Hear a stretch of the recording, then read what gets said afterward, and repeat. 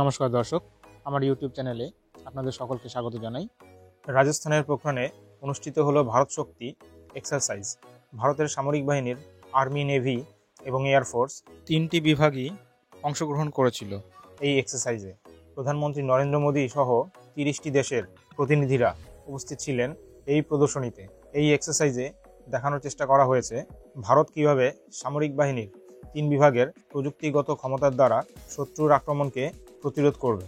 দেশীয় প্রযুক্তিতে তৈরি বিভিন্ন ওয়েপন সিস্টেম এবং প্ল্যাটফর্মগুলোকে দেখানোর চেষ্টা করা হয়েছে এই এক্সারসাইজে। T-90 ট্যাঙ্কস, ধনুষ এবং Sarang gun system, Akash weapon systems, logistic drones, advanced light helicopters এছাড়াও বিভিন্ন ওয়েপন্স ভারতীয় আর্মির তরফ থেকে অংশ নিয়েছে। Indian navy naval antiship missiles, autonomous cargo carrying aerial vehicles এবং এক্সপেন্ডেবল এরিয়াল টার্গেটস ওয়েপন্স অংশ নিয়েছে। দেশীয় প্রযুক্তিতে নির্মিত light combat aircraft Tejas, light utility helicopters এবং অ্যাডভান্সড লাইট হেলিকপ্টার্স অংশ নিয়েছে ইন্ডিয়ান এয়ারফোর্সের তরফ থেকে।